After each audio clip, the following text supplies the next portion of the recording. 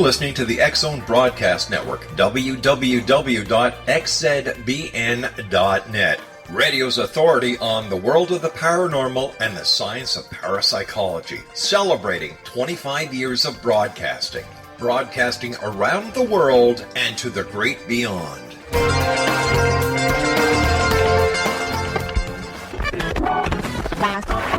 All Hit Radio.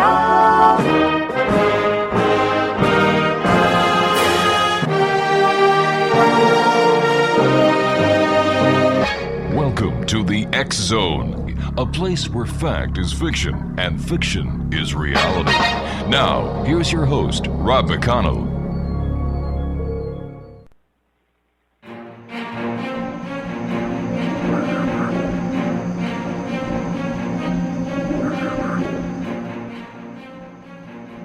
And welcome back, everyone. This is the X-Zone. I am Rob McConnell, and we're coming to you from our broadcast center in Hamilton, Ontario, Canada.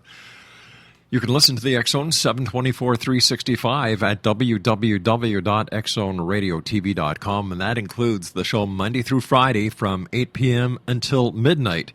And the X-Zone is heard around the world on the X-Zone Broadcast Network, Talkstar Radio Network, soon on the Mutual Broadcast Network, and in Europe on Radio X. My guest this hour, X-Zone is Kathryn Silverton. She is a professionally certified astrologer, and she's been certified by the American Federation of Astrologers and holds a master's degree in psychology. In practice for over 30 years, Kathryn works with clientele from all over the globe. She wrote her column In the Stars for United Airlines in-flight magazine, Hemisphere, for over a dozen years, and was a contributing author for Aquarius newspaper. She authored Lunarcast 2012, a forecast book focusing on the new moon cycles for each of the 12 signs of the zodiac. Kathryn teaches beginning advanced levels of astrology and tutors aspiring astrologers in mathematics of casting astrological charts in preparation for certification exams. And joining us now is Kathryn Silverton. And Kathryn, welcome to the X-Zone. Thank you so much, Rob. It's great to be with you. I have to ask you, Kathryn, how did you ever get started in astrology when you're a psychologist? Well, I knew when I was going into college that I wanted to do something that involved people and counseling, and I wasn't quite sure what it was, but it seemed like psychology was the best route to start with. Right. And within a year and a half, I believe, of being in undergraduate school, I stumbled into astrology and found that it really dovetailed with psychology, actually, and then just started focusing on that from there on. What was it like writing for United Airlines? I remember reading the astrology in Hemisphere years ago. Oh, thank you. It was very pleasant. It was fun.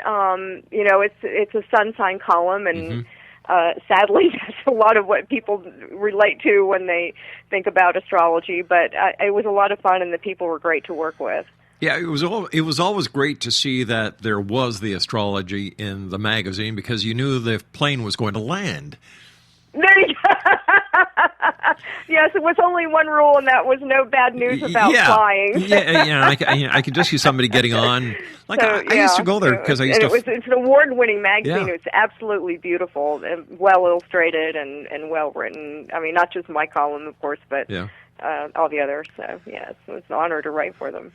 I can just see it. There will be no astrology this month or this edition, nor any other for reasons we cannot tell you. We hope you enjoy your flight with United.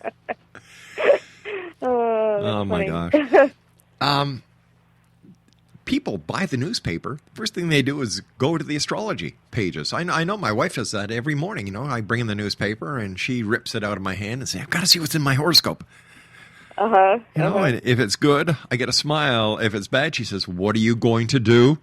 Nothing. It's always the other guy. Yeah, so tell me, why do you think, as a psychologist, as well as an astrologer, people are so taken by astrology? Well, I think there is a desire to know your place in the world and to have an idea of what the weather is. Just like people turn on their TV and look for the weather forecast, or they look for the news. There's this whole idea of what is the potential that may be surrounding me at this moment, and how can I best take advantage of it? So even though they may not be consciously aware of it, we do have a pull toward the planets because in theory we are of the planets, and so it's natural to gravitate toward them and want to understand how they impact our lives. You and I have to take a 2-minute commercial break. Please stand by. Kathryn, thank you so much for joining us tonight. I'm looking forward to this hour here in the X Zone with Kathryn Silverton. She is an astrologer, but not just any ordinary astrologer. This lady is also a psychologist. She has written for United Airlines magazine. She's done newspaper columns. She knows what she's talking about, and she helps people become certified. And we'll both be back on the other side of this commercial break as we continue here in the X Zone. And later on, after this interview, you can find out more about Kathryn by going to her website, planetaryperceptions.com, or by following her on Twitter at Timing419. This is the X Zone. I am Rob McConnell. We'll be back in 2 minutes. Don't go away.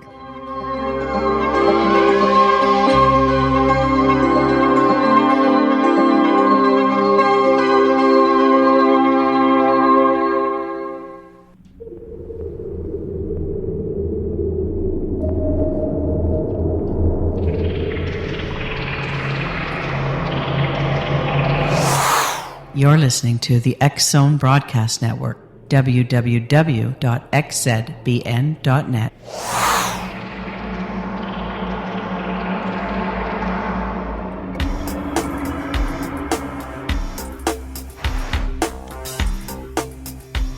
Welcome back, everyone. Kathryn Silverton is my guest this hour, www.planetaryperceptions.com.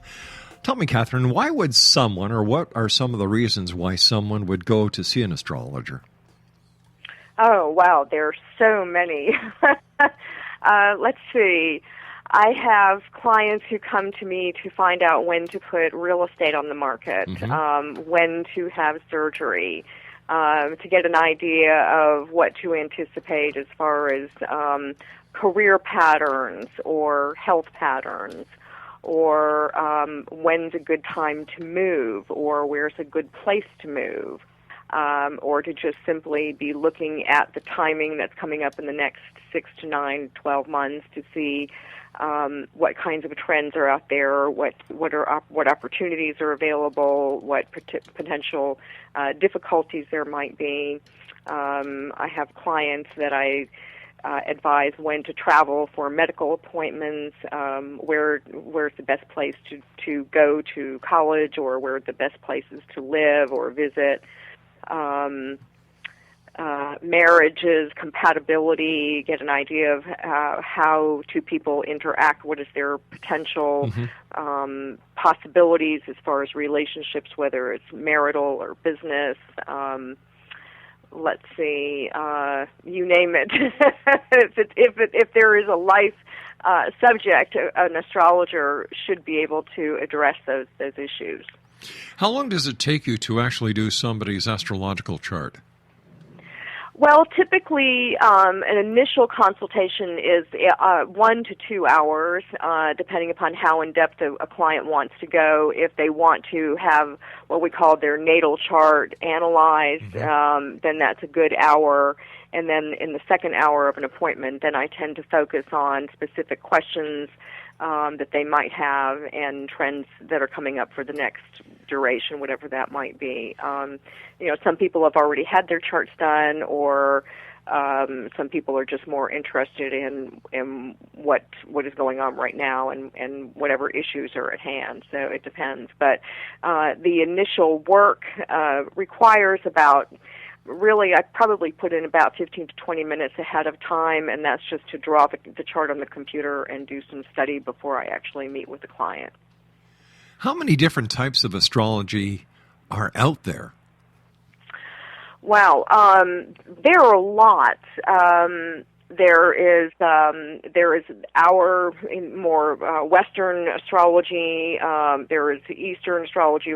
There's what is called Vedic astrology. There are people who focus on different specialties. There are people who specialize in the stock market, in national trends. There are astrologers who focus on races or contests, sporting events. There are astrologers who focus on, medical avenues. That I do somewhat of that. There are people that know a lot about the whole financial markets and trends based on astrology. There's some that focus on children and their growth patterns. So there's so many different ways that it can be applied. It's really amazing. What is the most popular? Now, you and I were talking earlier about the astrological charts that are in newspapers and magazines, and you call that the sun sign. Right. How do you do that for so many different people who are born from one side of the sign to the other? Yeah, see, that's the problem with sun sign columns, and that's one of the reasons why I'm really glad I don't do it anymore. I mean, it's really kind of a misnomer for the whole field of astrology, for the simple reason that you can't divide people into just their sun signs and say this is what is going to happen to you today, because the sun is just one particular facet of the chart. So there is a glimmer of potential or a glimmer of truth in that you may be looking at that particular facet of a person's chart, but there's so much more to it that it just sort of it tends to be a little bit more entertainment and scratching the surface than really going in depth as a true astrologer would. So there are pluses and minuses to that, to sun sign columns. It does draw people's awareness into astrology, but it's a very limited portion of what it really is. How does a listener know, or somebody who is looking for a credible astrologer? In today's internet, it doesn't take very much to open up a website and away you go. Right. So how does somebody know who is credible, like yourself? Well, if you are certified by an organization, a respectable organization, there's the NCGR, the National Council of Geocosmic Research. I think they certify. I know another organization, International Society for Astrological Research. They have certification, and also the American Federation of Astrologers. And so what they do is they actually test your ability to analyze or interpret a chart and forecast a chart, or to use it as a counseling tool. And I know the AFA, American Federation of Astrologers, also has the mathematical portion in it. I'm not sure the other organizations do, because people have computers and they may just think that you don't need to know the math. So, but that's false, because you do need to know the math.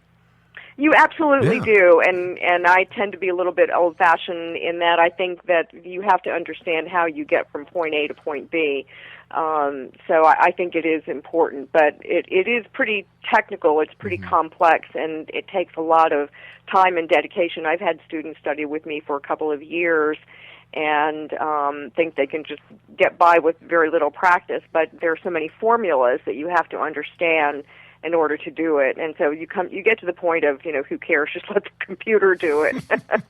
Because they do test you for your accuracy within with a minute of time, as far as the degrees or minutes of a particular position is concerned. What is the history behind astrology?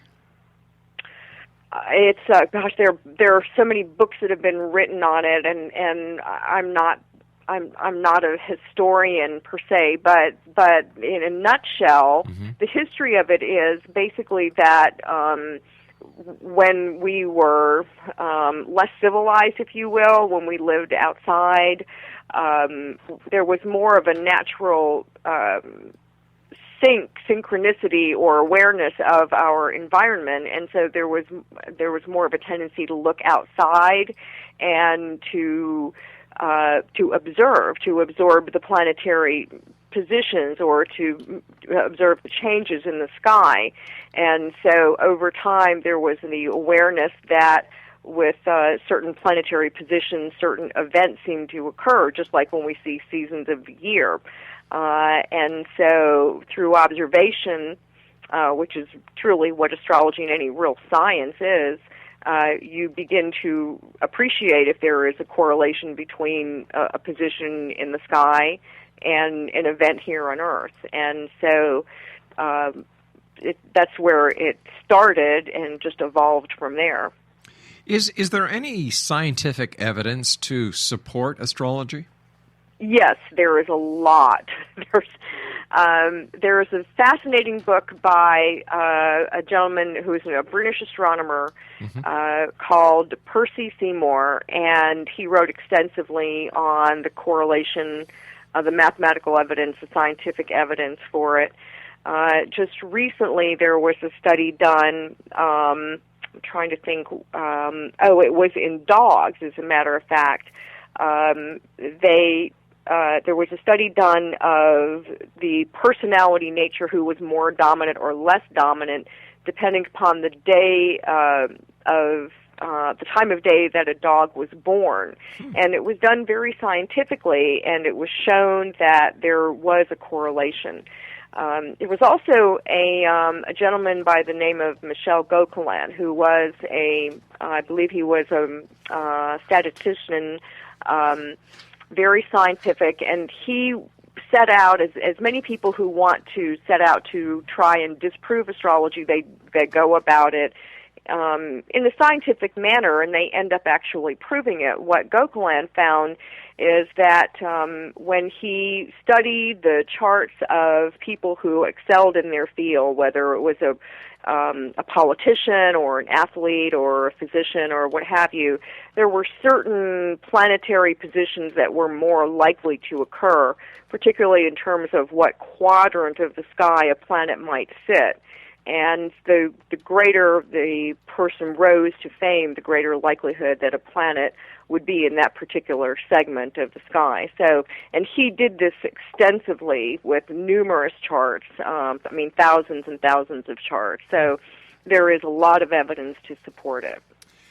It's a very interesting science. I call it a science because you use mathematics. It can be reproduced. The evidence Absolutely. is there. And, yes. And yet there are still those who believe it's a bunch of bunk. How do you deal with skepticism? Well, that's a good question. A lot of different ways. Mm-hmm. One is if a person says, I don't believe in what you do, I say, well, that's fine. If you're interested in having a chart done by myself or any other qualified astrologer, you may find it to be an interesting and enlightening experience. Another way that I look at it, quite honestly, is that when somebody says they don't believe in astrology, and maybe this is kind of a smart comment, but I say, well, do you believe in gravity? You may not necessarily see it, but it is a fact of our life here on Earth. There are gravitational influences and forces. There's all kinds of weather around us that influences us. And astrology, the position of the planets, the position of the stars, it's all part of who we are. And so even though you can't necessarily feel it or you don't necessarily believe it, doesn't necessarily mean it's not there. You may not feel the tides, you see the impact of the tides, but it's there, and it does have an impact on our lives. All right, Kathryn, you and I have to take a commercial break. We'll be right back after the news. X Zone Nation, Kathryn Silverton is our guest. www.planetaryperceptions.com, and we'll both be back as we continue here in the X Zone from our broadcast center in Hamilton, Ontario, Canada. Don't go away.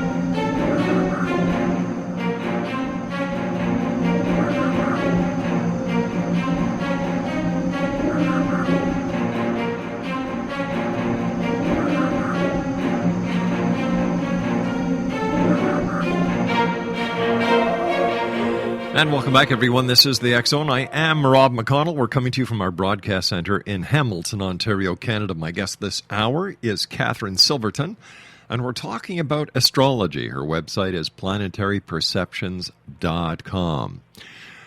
I've heard about medical astrology. Can you tell me about that? Sure. Within the chart, it is very possible to see physical characteristics, parts of the body that are prone to strengths or weaknesses. And so when I look at a chart, I can look at times.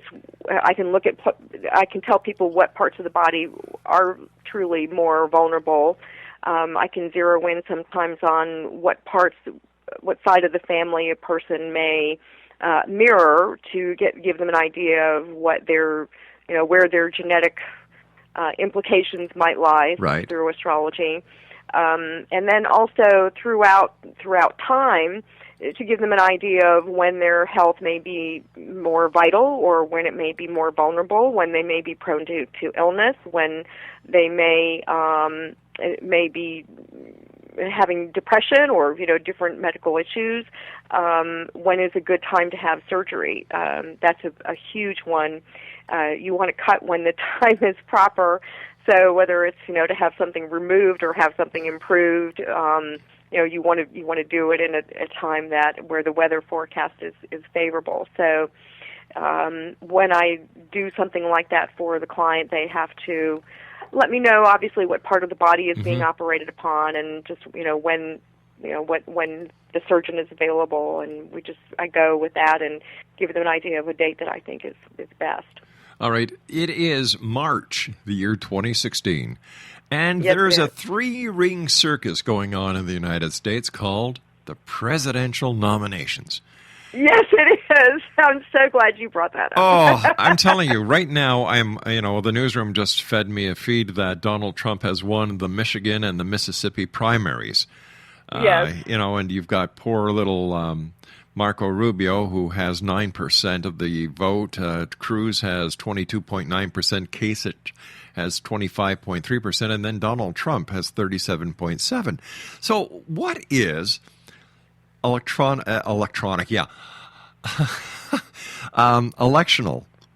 astrology, and how does that work? Well, electional astrology really has nothing to do with the presidential election. The term electional astrology actually means that this is a body of astrology where you literally elect to undergo an activity at a specific time. Right. For example, when somebody wants to put a house on the market, I would advise them of a time to do that, a date and a time, and I've had very good luck with it, actually.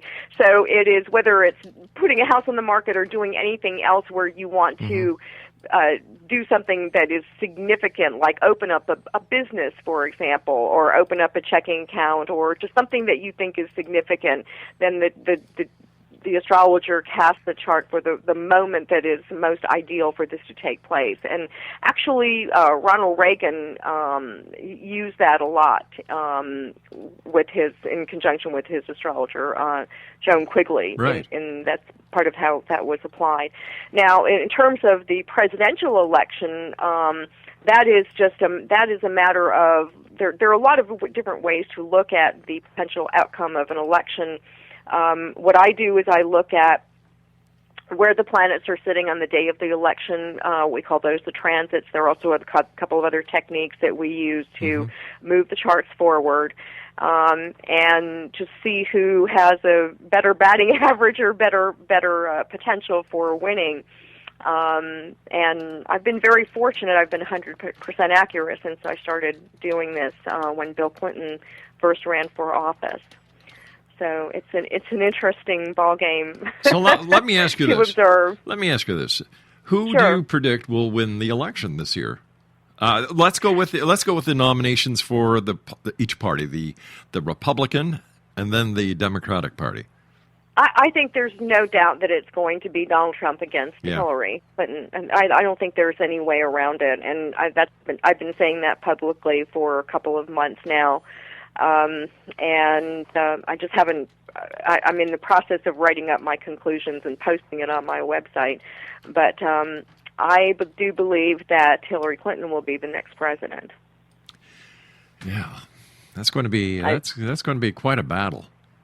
Yes, it is going to be a huge battle because neither of them back down very easily. Hillary Clinton is Scorpio. She has several planets in the sign of Scorpio, which is what we call a fixed sign. Fixed signs are very determined. They're kind of a bulldog in the sense that they are they put one foot in front of the other, and they have a goal in front of them, and they tend not to be deterred. Donald Trump is actually a Gemini. But he has a Leo ascendant, the very last degree of Leo, and Mars is on his ascendant in Leo, and that's also a fixed sign. So there's a lot at stake here in terms of people who aren't going to really budge in a way. Trump has a very interesting chart, no doubt. And it's no surprise. He's as I said, he's a Gemini. He was born on a full moon and eclipse. Wow. And so with the sun and the moon in polar opposite signs, it's not unusual that he is kind of a polarizing type of a personality. Mars is on his very close to his ascendant in Leo, and so that represents a lot of his fighting characteristics and his tendency to draw ire, and the controversial side of his chart is seen through Uranus being very close to his natal sun and a great aspect to his natal Jupiter. So he's got a very strong chart. But when I look at the influences that are going on Election Day, and then I also look at who is more likely to be taking the oath of office on Inauguration Day, and to me it's very obvious that Hillary Clinton has a much greater possibility of her career being elevated, her profession being elevated than Donald Trump does. And I've been poring over this for a couple months now. I even took a look to back myself up. I took a look at Trump's son, William, to see if he would be moving and to see if his father would be assuming office, another role. And I just didn't see it in his chart. So I have come to the conclusion that I think that it's going to be Hillary. And Bill Clinton's chart, by the way, looks quite pretty for Election Day as well. So that was another way to kind of look through the other side of the lens here to see. Do you see any legal matters for Hillary, be it with all this email server investigation that's going on, where her personal server has been found to have classified top secret documents in violation of U.S. law, and the FBI investigating her? Yeah, that's a good question. I haven't really thought about it. As I'm looking at her chart right now, I would have to think about it. Off the cuff, I would say I don't know that anything is going to come of it. She has skirted so many issues, and that's part of her scorpionic nature, is sort of the phoenix rising from the ashes again. I can see where there's a lot of legal back and forth, and I could see where that would probably be the case potentially for another year and a half. That could be in the wind still, but I don't get the sense that would be holding her back. And I have to say that this is all through the lens of astrology. That has nothing to do with my political leanings one way or another. How does astrology shed light on relationships, personal relationships? We would look at the charts of both people that are involved in a relationship and see what are their what makes them tick, what motivates them, what is their personality type, if you will. What kind of needs do they have in a relationship? What is their sort of day-to-day mood and their mode of operation? So let's say, for example, you have somebody who is let's say you have an Aries. Well, Aries is the kind of person who is very independent, can be leadership-oriented, can be very impulsive, can be very forward-looking. They don't tend to sit still very easily. And then let's say you have somebody who is a Cancer. Cancer, and this is, again, just sun sign. Let's say you have somebody who is Cancer, who is caretaking, needy, emotionally needy, very sensitive, and so if those two people wanted to try to come together, and an astrologer looked at their charts, they might say, you have differing needs, and you may not be supportive of one another. You may not be fulfilling one another necessarily. And so you look at the dynamics of everybody's personalities, whether it's their moods or whether it's how they process information and communicate, what makes them happy. And, some charts are going to blend together. You can also look at what is their physical chemistry, what is their sexual chemistry. Is this a good person that you can rely upon, that you can trust? So all of these things can be seen within a chart. Is it possible to foresee someone's death in their chart? Yes, it is. There are techniques that astrologers can use to anticipate how long a person lives. I don't specialize in that at all. What I do see, and this is kind of strange, but what I do see is that it's easier for me to see a loss around a person themselves than to see their actual death, except in rare cases. I had a client a couple of years ago who was terminally ill with cancer, breast cancer, and she wanted to know how long she was going to be living so that she could prepare herself. And I was able to anticipate that through her chart. But that was a very, very rare situation. But if a client wants to know about somebody around them, then I can look at their charts and the charts of the family members and see what might be occurring. But I don't predict the death of the client themselves. Do you try to guess someone's sign when you first meet them? I'm terrible at that. I really am. People give off so many different things when you meet them, from their sun sign to their moon sign, their rising sign. Sometimes I'm correct, but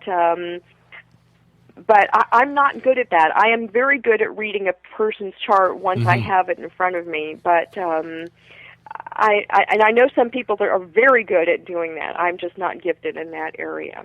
So what's your accuracy rate? My clients say about anywhere from 75 to 85, 90%, depending upon the person and the day and that type of thing. There's some clients I read better than others. I think there's some chemistry there. But yeah, it's a decent accuracy rate. I can see astrology being used by many professionals to help better companies. For example, the HR departments. If somebody does an astrological chart of a child, they can actually be brought into the right realms instead of sending them into the scattered categories and subjects that they're taught, and we can actually help society. So why isn't this being done? That is such a good question, and that is a question that is on my mind so often. Yeah. I think the reason that it hasn't been done, I think there's several reasons. I think there's a lot of skepticism. There is the misplaced perception that astrology is just for entertainment, that there isn't any validity behind it. I think that there is also a resistance from people from a religious perspective, that they view astrology and astrologers as the work of the devil. But how can they do that religiously? Because the three wise men, or the magi, they were astrologers. Right. There is a quote in the Bible, I don't remember the verse, that warns against heeding the advice, and I can't remember what they call them, but it's like a heeding the advice of soothsayers right. and that kind of a thing. And I think it really boils down to understanding how you use this particular field of knowledge, yeah. and it's not to abuse or to deceive or to run your life by it, but it's to understand how it can make us more fulfilled and help us work with the grain as opposed to against the grain. You know, during the early part of the 80s going into the 90s, there were a lot of late-night commercials on TV where you had Madame Cleo, you had Kenny Kingston, you had Diana Ross. Not Diana Ross. Was it Diana Ross? It was, I know who you're saying, and I can't remember. Dionne Warwick. I can see her. Dionne Warwick. Dionne Warwick, was yeah. it? And they were all advertising these psychic networks. I have never seen an ad on television for an astrologer, which in my books gives them a lot more credibility and validity than psychics. Yes, that's true. I think in our field, either you can find out about an astrologer through an organization like the AFA, or you can just hear about them through word of mouth. Just like any other profession, you find out, well, who was of help to you, who did you like, who was knowledgeable. And so that's the way my work works. People, I am asked to advertise, and I did early on in my career, and I just don't do it because it's a waste of time and money, and I'm not fond of burning $1,000 bills. And I don't blame you. And I find that if my clients are referring me, that's a much better source. All right, stand by, Kathryn. We've got to take our final break. Exo Nation, Kathryn Silverton is our special guest. www.planetaryperceptions.com. And you can follow her on Twitter at Timing419, and we'll both be back on the other side of this break as we continue here in the X Zone from our broadcast center in Hamilton, Ontario, Canada. Don't go away.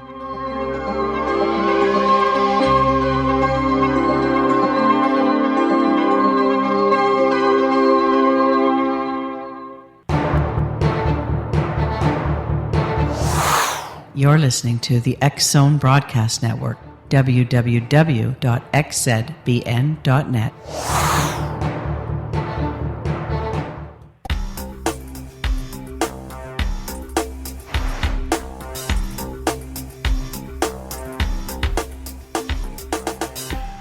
Exo Nation, my guest this hour has been Kathryn Silverton. Her website is planetaryperceptions.com, and you can follow Kathryn on Twitter.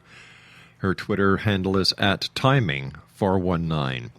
As I said to you during the commercial break, Kathryn, it's been a great pleasure having you on the show. Thank you so much for being so informative to our listeners.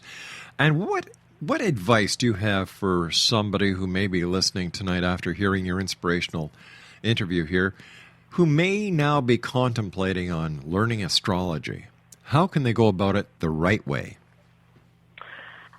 Well, it depends on where the person lives. I think that having a professional astrologer teach you would be ideal. Learning all of the basics first of all, which is understanding all the components of the chart, the planets, the signs of the zodiac, the houses, the aspects.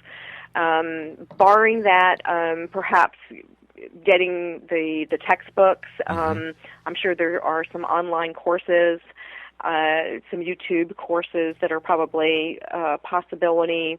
I think also just going to the website of these professional organizations would be a great first start, actually. The American Federation of Astrologers, they have their own study material. So does International Society for Astrological Research. They're called ISAR, ISAR. So those organizations would also steer people in the right direction in terms of where to begin. The other thing I would say to someone is that it takes a lot of time and dedication and passion and curiosity. When I first started studying astrology, it took me probably 5 years before I actually did a consultation with someone. Wow. And I was even hesitant to do it at that point. Tell me, does your degree in psychology help you as an astrologer? I think it does, yes, in terms of helping me understand people, how to approach them. I think that it has made a huge difference in how to make people feel comfortable with me, Right. and also in how I'm able to listen to people, hear what they're saying, hearing what they're needing. So yes, that has helped me in terms of the counseling end of the work that I do, and then it dovetails into also just kind of understanding people's nature, and that comes through the astrological side of things. We've got about a minute left. What are Okay. your final thoughts for the X Zone Nation tonight? My final thoughts. Let's see. We have a solar eclipse tonight, and it's a little bit on the hairy side because it involves what we call a T-square. Right. But there's a lot of imagination going on right now. A lot of push-pull. So the next probably year and a half, 2 years is going to be quite interesting in terms of our psychic sensitivity and our imagination, our curiosity. So just from the standpoint of what's going on at this moment, that's the way I would close this out. Kathryn, thank you ever so much for joining us. It's been a great pleasure, and let our listeners know your website one more time. Thank you so much, Rob. It's planetaryperceptions.com. And you can follow her on Twitter at Timing419. Thank you so much, Kathryn. My best to you. Thanks. Take care. Bye-bye now. Appreciate it. Good night. X-Zone will be back on the other side of this commercial break with the news as we continue here in the X-Zone from our broadcast center in Hamilton, Ontario, Canada. Once again, Kathryn Silverton has been our guest this hour. www.planetaryperceptions.com. And you can follow Kathryn on Twitter at Timing419. I'll be back on the other side of this commercial break with the news as we continue investigating the world of the paranormal and the science of parapsychology right here in the X-Zone from our broadcast center in Hamilton, Ontario, Canada. Don't go away.